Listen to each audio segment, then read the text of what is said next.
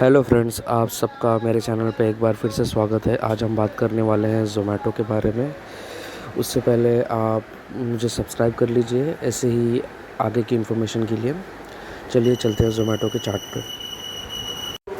ज़ोमैटो पे देख पा रहे हैं एक दिन के हिसाब से 19% का इसका लो एक्चुअली कल के दिन ही लगा था। कल इन द सेंस एक्सपायरी के दिन थर्सडे के दिन लगा था, जो कि था 57.65। ये आप देख पा रहे हैं, ये जो उसका लो था।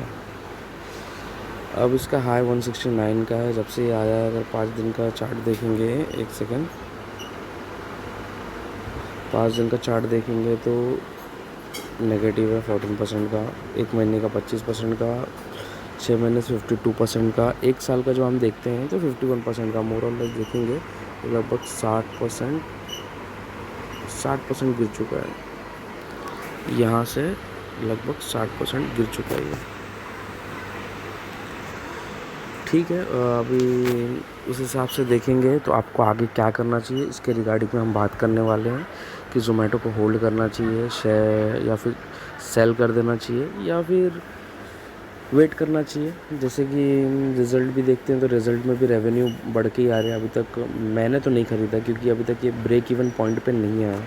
इसका ब्रेक इवन पॉइंट जब आ जाएगा ये ज़ीरो पे, या फिर थोड़ा बहुत भी प्रॉफिट या फिर लॉस भी कम होने लगा तो भी हम बाय कर सकते हैं। फ़िलहाल तो मुझे नहीं लगता ये शेयर बाय करना चाहिए। और अब बात करते हैं जिनके पास ये होल्डिंग है उन्हें क्या करना चाहिए। जिनके पास भी ये होल्डिंग बची हुई है तो वो देख पा रहे होंगे कि इसका जो RSI चल रहा है वो 20 के आसपास चल रहा है और MACD भी ठीक नहीं है। उस हिसाब से इसका एंगल रेशियो देखेंगे तो ये अपना ऑलरेडी बहुत लो बना चुका है, तो मुश्किल है कि अब इससे नीचे जाएगा। फिर भी आप 57 का, अगर किसी ने भी रिसेंटली बाय किया तो 57 रुपीज़ का लॉस लगा के चलिए, स्टॉप लॉस। अगर उससे नीचे आता है तो सेल कीजिएगा। शॉर्ट टर्म के लिहाज से अगर आगे का देखेंगे तो इसका आगे तक का जो सफ़र है वो 77 तक का जाने का दिखा रहा है, उसके बाद 83 का है, उसके बाद 111 का है। तो आप वेट कीजिए। अगर किसी ने रिसेंटली बाय किया तो वेट कीजिए, लॉस में मत सेल कीजिएगा। और अगर किसी के पास बहुत पहले से है, यानी बहुत पहले ही बाई किया है 169 या फिर 150 के आसपास, तो उन्हें मैं यही कहना चाहूँगा, जैसे कि आपको पता ही है नया नया IPO आया है, नया नया क्रेज़ लोगों का आया था नया नया IPO ख़रीदने का, हर एक शेयर भागा जा रहा था। इसी के बीच में ये भी आया था, इसकी लिस्टिंग धमाकेदार हुई थी, मुझे मिला नहीं था इसका IPO, लेकिन जिन्हें भी मिला था वो बहुत अच्छे खासे प्रॉफिट में थे। और जिन्होंने सेल नहीं किया वो आज पछता रहे होंगे क्योंकि बहुत नीचे आ चुका है। इसका IPO का प्राइस से भी बहुत नीचे आ चुका है, जिसकी जो IPO का प्राइस इन लोगों ने डिफ़ाइन किया था उससे भी बहुत नीचे है। ज़ोमैटो एक अच्छा शेयर है, बट अभी देखते हैं क्या करना है इसका। आप देख पा रहे हैं ज़ोमैटो इनकॉर्पोरेट हुआ है 2010 में। तब से ये एक leading online food platform service है जो प्रोवाइड करता है, जो फूड मतलब आपको पता ही है क्या करता है। इससे आप डाइनिंग आउट भी कर सकते हैं, लॉयल्टी प्रोग्राम भी है, मंथली का भी एवरेज सब्सक्रिप्शन होता है इनका, सब्सक्रिप्शन प्लान भी है, और स्विगी का भी। ये दो ही है जो इंडिया में मार्केट अपना कब्ज़ा करके बैठे हुए हैं। बाकी है लोग मंगाते हैं नहीं मंगाते हैं, डिपेंड करता है। अब उसका फूड सर्विस प्लेटफॉर्म देखेंगे तो ये ड्यूरिंग फाइनेंशियल 2021 में दिखा रहा है 21.9 million average monthly active users जो है बढ़े हैं। At the time corona Covid के टाइम पे यूज़र्स बहुत अच्छे खासे बढ़े हैं। यहाँ पे वही चीज़ मेंशन की गई है कि in each of the last 3 fiscal on iOS app store, Google पे कंबाइंड उसका डाउनलोड्स दिखा रहा है। फूड्स एंड ड्रिंक नए नए चीज़ें ब्रॉडली, अब इनका 10 मिनट्स का भी आया है डिलीवरी। मुझे लगता नहीं है वो, पता नहीं, काइंड ऑफ लग तो नहीं रहा है कि वो सक्सेस हो जाएगा, पर देखते हैं। फ़िलहाल अभी कुछ बोल नहीं सकते हैं। यहाँ पे 4 तरीके का इसका बिज़नेस दिखाया है, आप देख सकते हैं। पहले तो है फूड में है, फूड डिलीवरी में है, दूसरा डाइनिंग आउट प्रोवाइड देता है, हाइपर प्योर, और एक ज़ोमैटो का प्रो वर्जन करके। इनका ये चारों वर्जन है जिससे ये पैसे कमाते हैं। आप उनके बारे में डिटेल्स से पढ़ सकते हैं। यहाँ पे देख सकते हैं हाइपर प्योर इसे farm to fork supplies offering for restaurant in India. मतलब ये फ्रेश भाजी से इंग्रेडिएंट सप्लाई करवाते हैं जिनके इनको इसके बारे में पैसे मिलते हैं। इंटरनेशनल फुटप्रिंट देखेंगे तो इंटरनेशनल से सिर्फ 10% रेवेन्यू आता है इनका, और इसका फुटप्रिंट देखेंगे तो 23 कंट्रीज़ में है इंडिया के अलावा, UAE, Australia, New Zealand, Philippines, Indonesia, और इसका इंटरनेशनल कंट्रीब्यूट दिखाया है कि अबाउट 1/10 ऑफ इट्स बिजनेस और 2.5% of asset value according to its IPO, जिस आईपीओ में ड्राफ्ट में बताया गया था उसके अकॉर्डिंग सारी इन्फॉर्मेशन यहाँ पे दी गई है। चलिए इसका बैलेंस शीट देखते हैं अभी।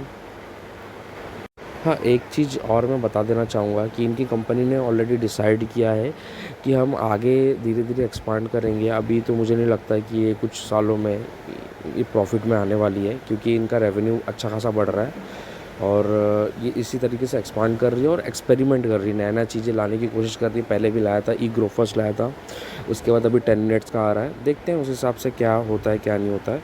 ये आईपीओ के बारे में बताया है, कंपनी अच्छा खासा लिस्ट हुई थी 80% के गेन के साथ।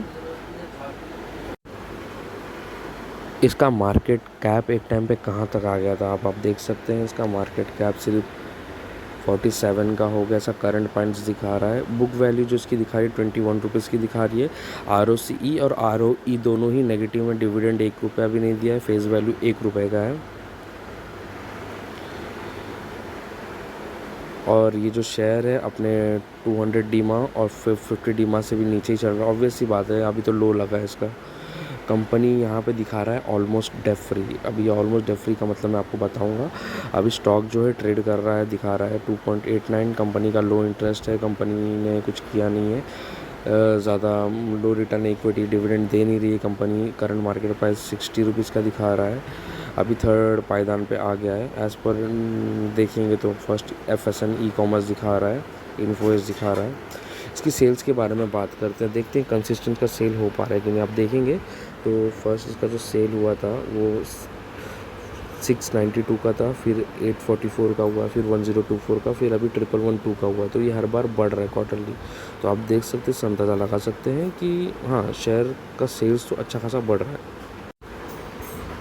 अब इसका OPM ऑपरेटिंग प्रॉफिट मार्जिन देखेंगे तो नेगेटिव में चल रहा है, बट यहाँ पे देखेंगे तो पिछली बार से इस बार थोड़ा कम हुआ है और इसका इंटरेस्ट जो है 3 के आसपास जा रहा है और इसका नेट प्रॉफिट -63 में है।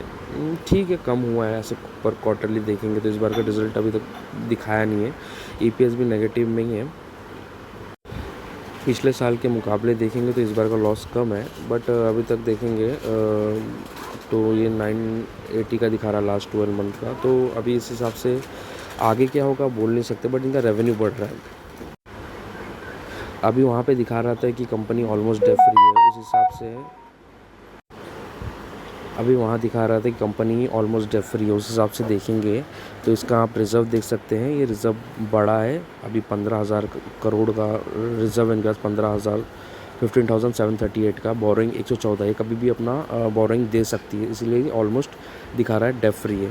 इनका इन्वेस्टमेंट आप देख सकते हैं 1822 का है। अदर एसेट्स में हम इनका कैश एंड इक्विवेलेंट देखेंगे जो कि 3,797 का है। तो मेरे हिसाब से बहुत ही अच्छा इसका रिज़र्व्स है। बोरिंग कम हो गई है, मतलब बोरिंग कम कभी भी दे सकता है। कैश इक्विवेलेंट देखेंगे तो अच्छा खासा इसी में से भी दे सकता है। अब हम नीचे आएंगे, इसका ऑपरेटिंग देखेंगे तो 139 का है। तो मेरे हिसाब से तो जो उन्होंने बाय नहीं किया, जो सोच रहे बाय करने का, वो बाय कर सकते हैं। इनका रिज़ल्ट के हिसाब से लग रहा है ठीक ठाक है। डेप्टर्स फिर भी एक बार देखिए, इसका बैलेंस शीट देख लीजिएगा, क्योंकि इस बार का बैलेंस शीट आया नहीं है, यहाँ पे दिखा नहीं रहा है। ठीक है, दिसंबर का दिखा रहा, मार्च का आया नहीं है। तो इसका रिज़ल्ट एक बार देख लीजिएगा। इनका रेवेन्यू बढ़ेगा तो ये शेयर भागता है। ये हर बार इनका रेवेन्यू पे डिपेंड करता है, प्रॉफिट पर नहीं डिपेंड करता। बट मुझे लग रहा है कि कंपनी में दम तो है। इनका अभी शेयर्स देखेंगे, इनमें प्रोमोटर्स नहीं है, इनमें FIS है जो कि 10% है। DIS है 305% है। पब्लिक के पास सारा शेयर पड़ा हुआ है 83.60 का। अभी इन्हें चेक करेंगे तो इन्हें देखेंगे इन्फो एज के पास है 15%। जब ये शेयर आया था तब ये इन्फो एज भी थोड़ा भागा था बिकॉज ऑफ, क्योंकि इसका भी हिस्सा इसके अंदर है। उबेर के पास है, एली पे के पास है, बहुत सारे बड़े बड़े इन्वेस्टर्स के पास है। आप देख सकते हैं डिलीवरी हीरो के पास है। अदर्स में हम चेक करेंगे तो यहाँ पे दिखा रहा है फूडी बे एम्प्लॉयज़ ESOP ट्रस्ट करके, उनके पास भी 2.91 का शेयर है। तो डिसेंट है, देख सकते हैं। अभी इन कंपनी का रिज़ल्ट देखिए, उस हिसाब से डिसाइड कीजिएगा। और मेरा सब अच्छा खासा लो लग चुका है। अगर मैं होता तो मैं शायद से मंडे के दिन मैं शायद से मंडे के दिन बाय करूँगा कुछ स्टॉक्स, क्योंकि अभी बहुत ज़्यादा ही गिर चुका, बहुत ज़्यादा लो बन चुका। RSI भी 20 का है और कंपनी का रिज़ल्ट का भी वेट कर लेते हैं, बट मैं शायद से मंडे के दिन बाय करूँगा अपने हिसाब से। तो आप अगर कुछ भी आपका डिसीजन हो, आप अपना फाइनेंशियल एडवाइज़र से एक बार बात कीजिएगा, फिर ही बाय या सेल कीजिएगा, ठीक है। ऐसे ही इन्फॉर्मेशन के लिए मेरे चैनल को सब्सक्राइब कीजिए और बेल का घंटा दबा दीजिए, और जैसे ही कुछ वीडियोस आएंगी तो आपको पता चल जाएगा, नोटिफिकेशन मिल जाएगा। बाय, चलिए मिलते हैं अपने नेक्स्ट वीडियो में। Bye and take care.